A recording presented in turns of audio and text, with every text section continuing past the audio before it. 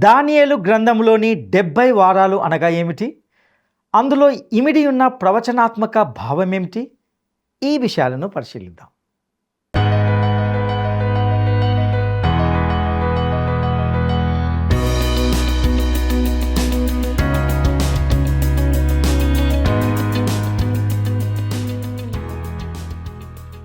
ప్రియ స్నేహితులారా, word రిసౌండ్స్ today పక్షంగా నేటి కార్యక్రమానికి మిమ్మల్ని సాదరంగా ఆహ్వానిస్తున్నాం.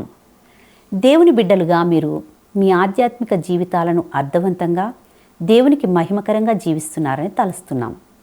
బైబిల్లోని సత్యాలను పరిశుద్ధాత్మ దేవుడు మీకు క్రమబద్ధంగా నేర్పిస్తున్నాడని, వాటిని మీ జీవితాలకు అన్వయించుకుంటున్నారని ఆశిస్తున్నాం. ఇక ఈనాటి పాఠంలో 70 వారములను గూర్చిన ప్రవచనాన్ని గూర్చి, అందులో ఇమిడి ఉన్న అంత్యకాలమునకు సంబంధించిన విషయాలను గురించి తెలుసుకుందామా?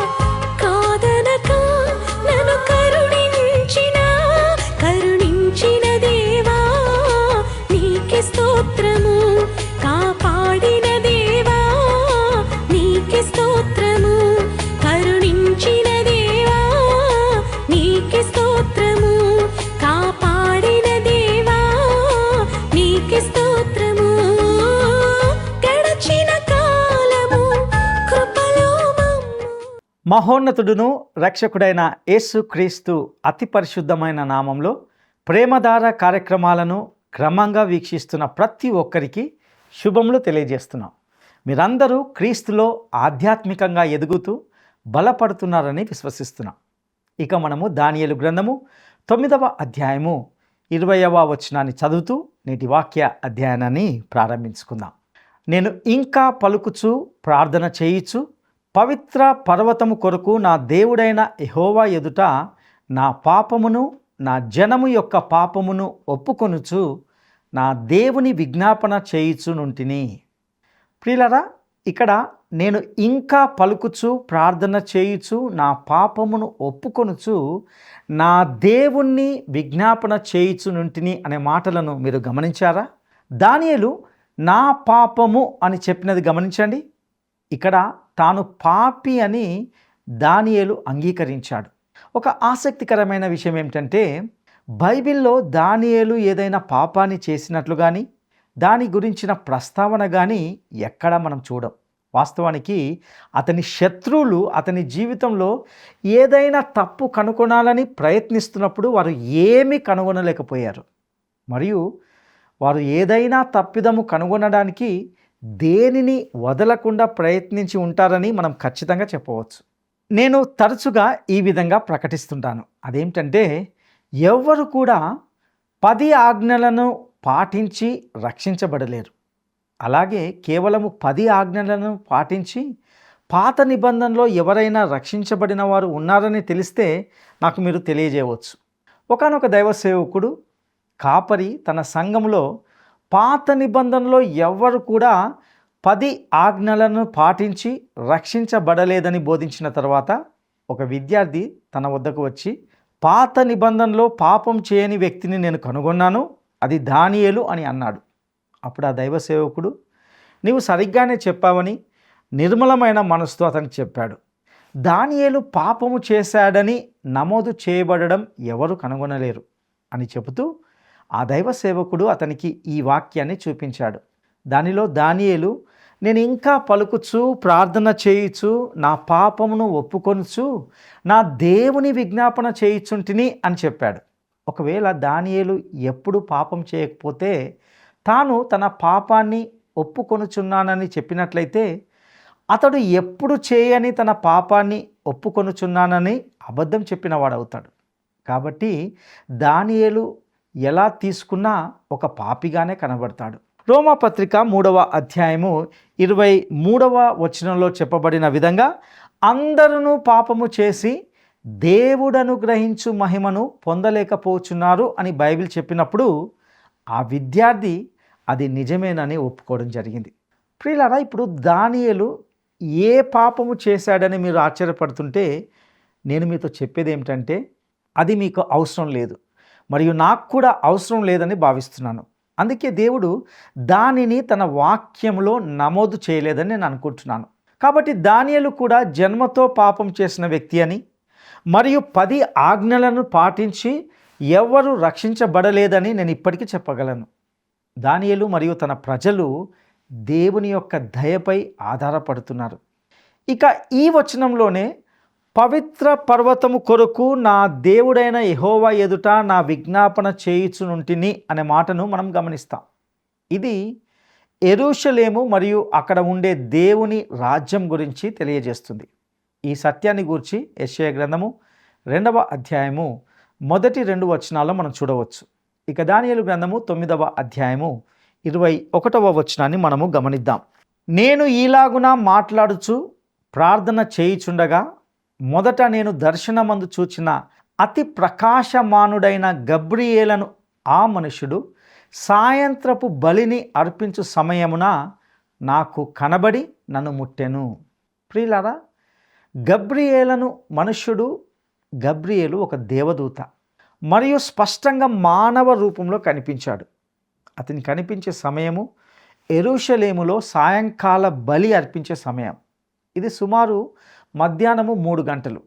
ఇప్పుడు గబ్రియేలు చేత అందించబడిన ఈ ప్రవచనం ఎస్కటాలజీగా పిలువబడే అంత్యకాలమును గూర్చి బోధించే అధ్యయన శాస్త్రంలో ఈ అధ్యాయాన్ని ఎంతో గొప్పదిగా చేస్తుందని చెప్పవచ్చు. ఇక దానియేలు గ్రంథము 9వ అధ్యాయము 22, 23 వచనాలను మనం గమనిద్దాం. అతడు నాతో మాట్లాడి ఆ సంగతి నాకు తెలియజేసి ఇట్లనెను, దానియేలు, నీకు గ్రహింప శక్తి ఇచ్చుటకు నేను వచ్చి తిని, నీవు బహుప్రియుడవు గనుక నీవు విజ్ఞాపనము చేయనారంభించినప్పుడు ఈ సంగతిని నీకు చెప్పుటకు వెళ్ళవలెనని ఆజ్ఞ బయలుదేరెను. కావున ఈ సంగతిని తెలుసుకొని నీకు కలిగిన దర్శన భావమును గ్రహించుము. ప్రియులరా, దానియేలు తన ప్రార్థనకు తక్షణమే సమాధానము పొందడాన్ని గమనించారా మీరు?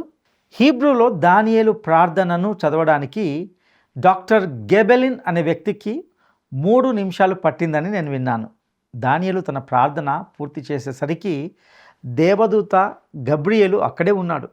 కాబట్టి డాక్టర్ గెబెలిన్ తన కళ్ళలో ఒకలాంటి ఆశ్చర్యాన్ని కనపరుస్తూ స్వర్గము నుండి భూమికి రావడానికి గబ్రియేలుకు 3 నిమిషాలు పట్టింది అని తర్కించినట్లుగా వివరించారు. వాస్తవానికి దానియేలు ప్రార్థన చేస్తున్నప్పుడు తన కళ్ళు మూసి ఉంచి ఉంటే గబ్రియేలు ఒక పాదంపై నిలబడి ఆపై 2 నిమిషాల్లో మరొక పాదంపై నిలబడి దానియేలు పూర్తి చేయడానికి వేచి ఉండవచ్చు.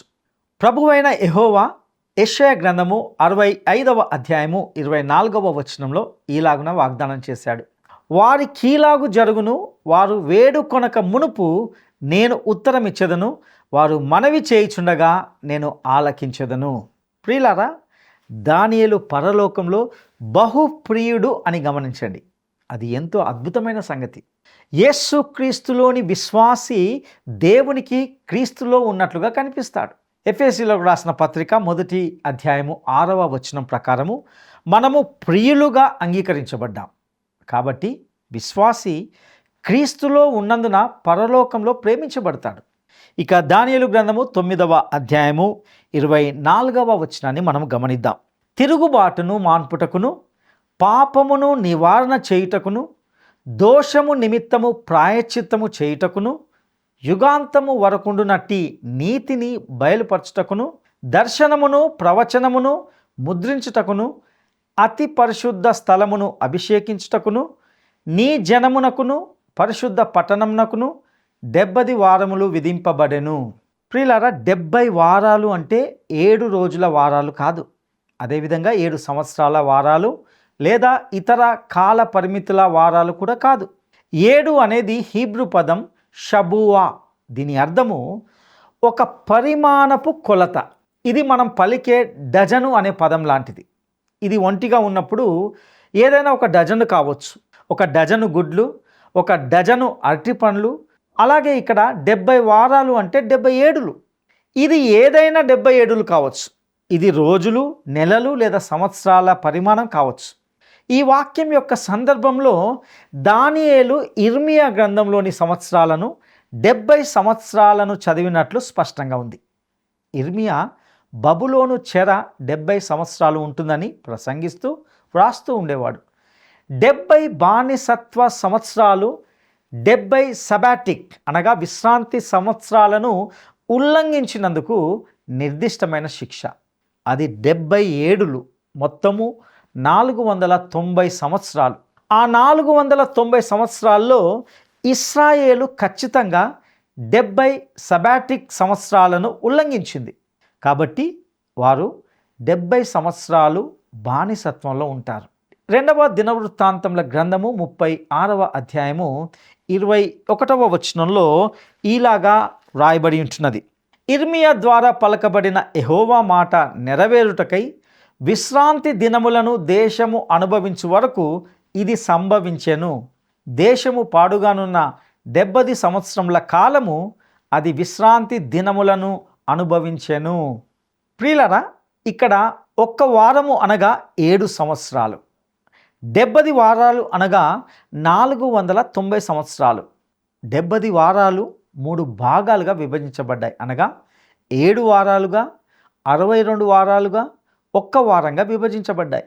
ఇక ఇప్పుడు 7, 8 అధ్యాయంలోని దర్శనాలు చాలా స్పష్టంగా సూచించిన అన్యజాతుల ప్రపంచ ఆధిపత్యం యొక్క దీర్ఘకాలంలో 70 సంవత్సరాల బానిసత్వం ముగిసిన తర్వాత ఏమి జరుగుతుందనే దాని గురించి దానియేలు ఎక్కువగా ఆశ్చర్యచకితుడయ్యాడు.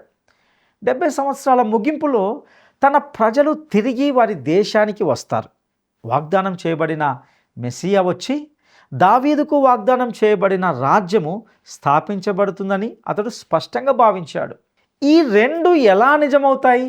ఈ అనుసంధానం చేయలేని విధంగా కనిపించే ప్రవచనాల వల్ల ఏర్పడిన పరిస్థితి అతనికి కొంత అసంబద్ధంగా తోచి ఉండవచ్చు. ఈ 70 వారాలు లేదా 70 ఏడులు 2 ప్రశ్నలకు సమాధానం ఇస్తాయి. ఇశ్రాయేలు రాజ్యము వెంటనే రాదు. 70 వాటి గమనాన్ని పూర్తి చేయవలసి ఉంటుంది. ఈ 70 అన్యజాతుల కాలంలోకి సరిపోతాయి మరియు అవి ఏకకాలంలో నడుస్తాయి. అన్యజాతుల కాలంలోకి సరిపోవడానికి అవి విడిపోయినవి. విధింపబడెను అనే పదానికి అక్షరార్థంలో కత్తిరించబడిన అని అర్థం. ఈ 70 కత్తిరించబడతాయి. దీనికి ముందున్న వచనాలు సూచిస్తాయి. ఇశ్రాయేలు కోసమైన 70 మరియు అన్యజాతుల కాలము 2 ఒకే సమయంలో ముగుస్తాయి. అది క్రీస్తు రెండవ రాకడ సమయంలో నెరవేర్చబడుతుంది. ఈ ప్రవచనాన్ని సరిగ్గా అర్థం చేసుకోవడానికి ఇది తెలుసుకోవడం ఎంతో ముఖ్యం. ప్రియులారా, ఈ 70 వారాలు నీ ప్రజల గురించి, అంటే దానియేలు యొక్క ప్రజల గురించి, అది ఇశ్రాయేలు, మరియు అవి నీ పరిశుద్ధ పట్టణం గురించి, అది యెరూషలేం తప్ప మరొకటి కాదు.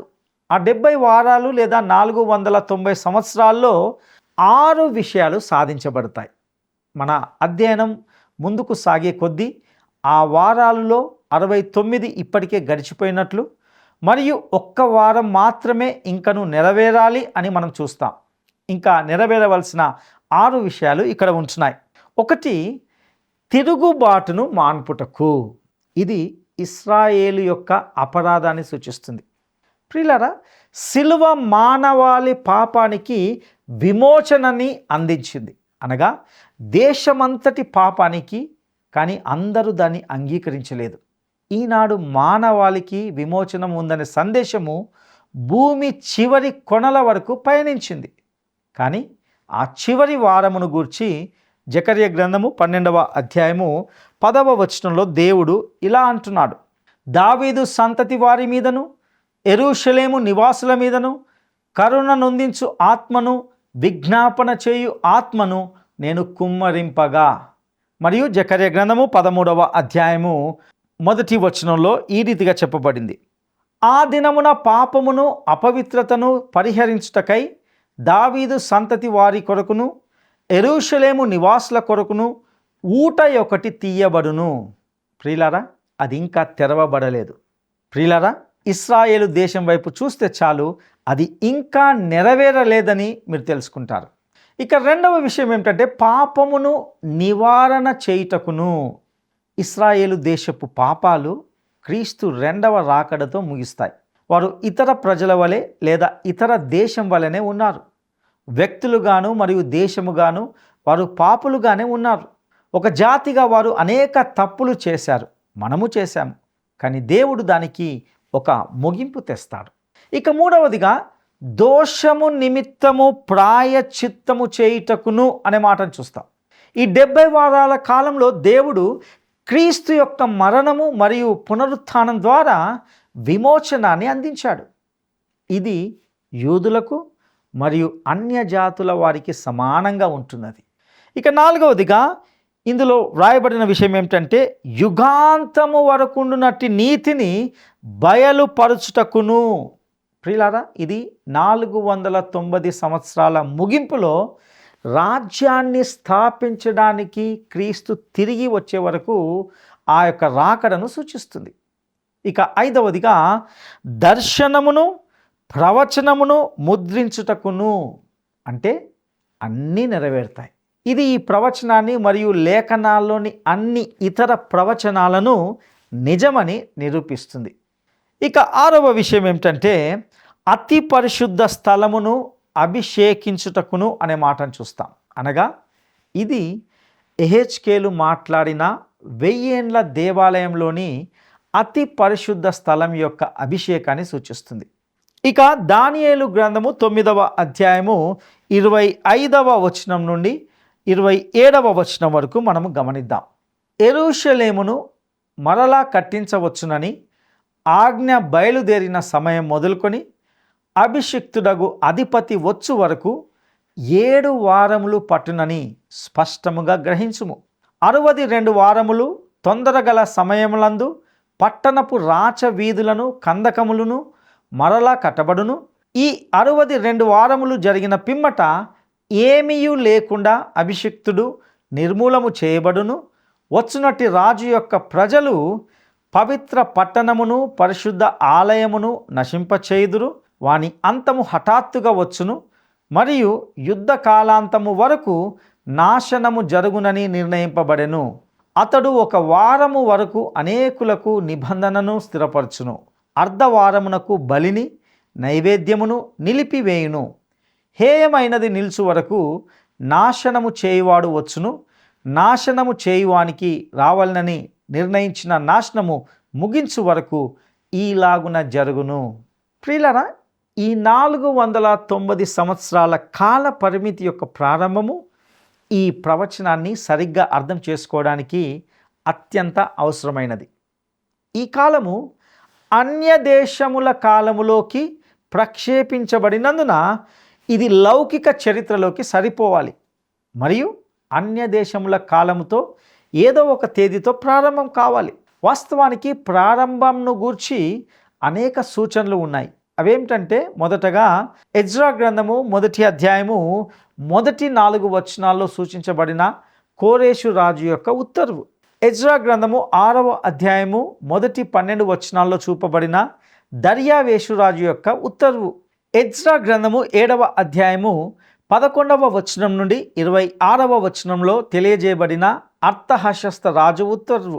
ఇది అతని పరిపాలనలో 7వ సంవత్సరంలో జారీ చేయబడింది.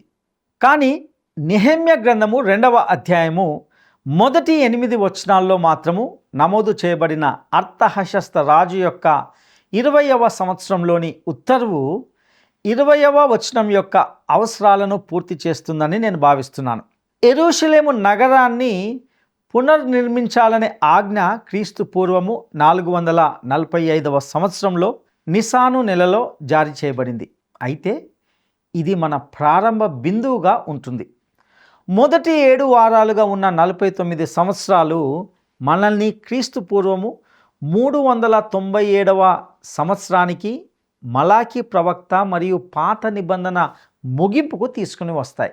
ఇవి కష్టకాలాలుగా ఉండేవి. నెహెమ్యా మరియు మలాకీ ఇద్దరు కూడా దీనికి సాక్ష్యమిస్తారు. ఇక 62 వారాలు లేదా 434 సంవత్సరాలు మనల్ని మెస్సియా వరకు తీసుకువస్తాయి. సర్ రాబర్ట్ అండర్సన్ అనే ఒక బైబిల్ పండితుడు, రచయిత, తన ది కమింగ్ ప్రిన్స్ అనే పుస్తకంలో ఈ కాల పట్టికను లెక్కించారు.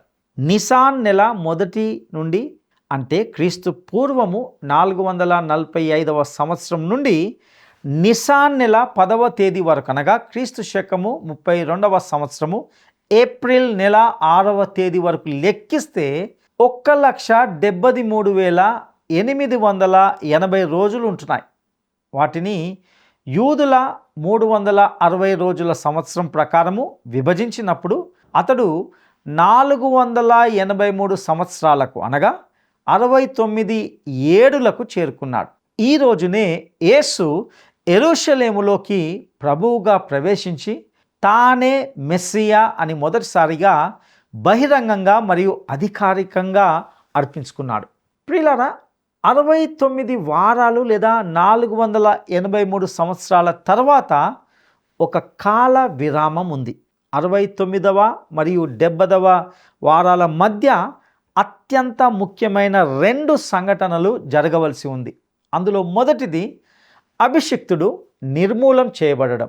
ఇది క్రీస్తు సిలువ వేయబడడం, సువార్త యొక్క గొప్ప రహస్యము మరియు సత్యము. ఈ విషయాన్ని మనము మత్తయి సువార్త 16వ అధ్యాయము 21వ వచనంలో గమనిస్తాం.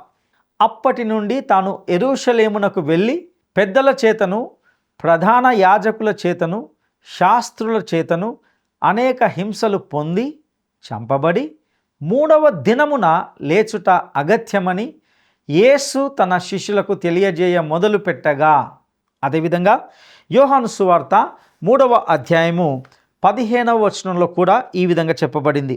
విశ్వసించు ప్రతి వాడును నశింపక ఆయన ద్వారా నిత్య జీవము పొందినట్లు అనే సత్యాన్ని మనము చదువుతాం.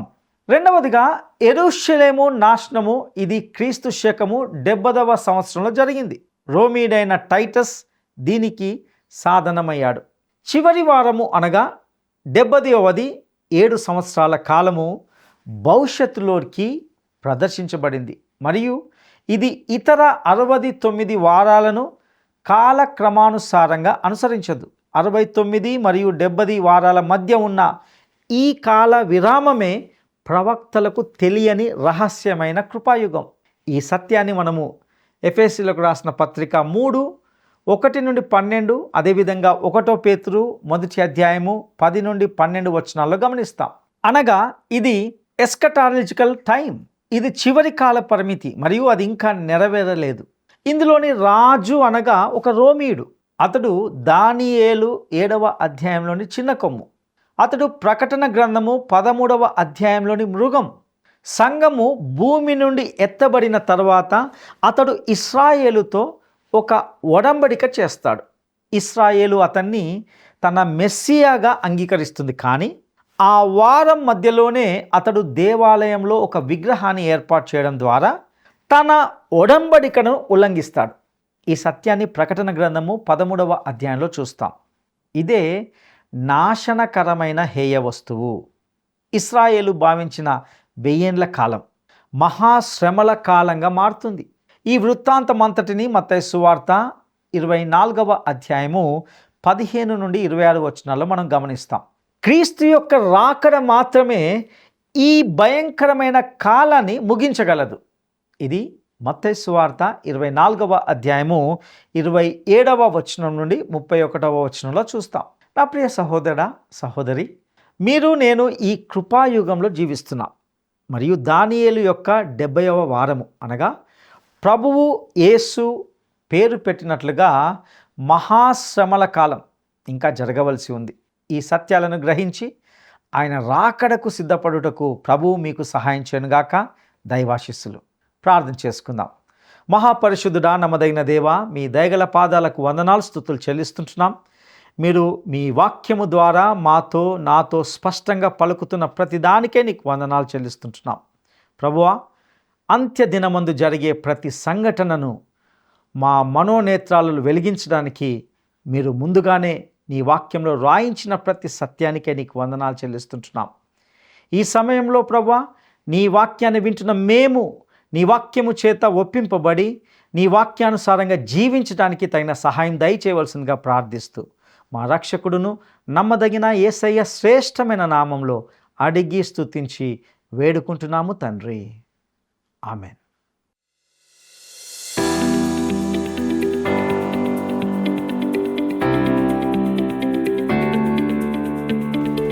దానియేలుకు ముందు 70 సంవత్సరముల కాలమును గూర్చి ప్రవచించిన ప్రవక్త ఎవరు? దానియేలుకు ముందు 70 సంవత్సరముల కాలమును గూర్చి ప్రవచించిన ప్రవక్త ఎవరు? 1 యెషయా, 2 ఇర్మియా, 3 యెహెజ్కేలు. ఈ ప్రశ్నకు సరైన జవాబును ఈ వాట్సాప్ నంబర్కు పంపండి. మా వాట్సాప్ నంబర్ 9399952570. ఈ సందేశము విశ్వాసులుగా మనలో ప్రతి ఒక్కరిని ఎంతగానో ప్రోత్సహించిందని నమ్ముచున్నాం. మనం నేర్చుకుంటున్న సత్యాలను మన జీవితాలకు అన్వయించుకుందాం. మరిన్ని లోతైన సత్యాలు తెలుసుకోవడానికి లేక మీ ప్రార్థనా అవసరతలను తెలియచేయడానికి స్క్రీన్ పైన ఉన్న నంబర్తో మమ్మల్ని సంప్రదించవచ్చు. మీ ప్రతి ఫోన్ కాల్ మాకు చాలా విలువైనదని భావిస్తూ మీ కాల్ కోసం వేచి ఉంటాం. దేవుడు మీకు తోడయుండి నడిపించునుగాక. ఆమేన్. ఈ కార్యక్రమం మీకు నచ్చిందా? అయితే వెంటనే మిస్డ్ కాల్ ఇవ్వండి. బహుమతి పొందే విజేత మీరే కావచ్చు.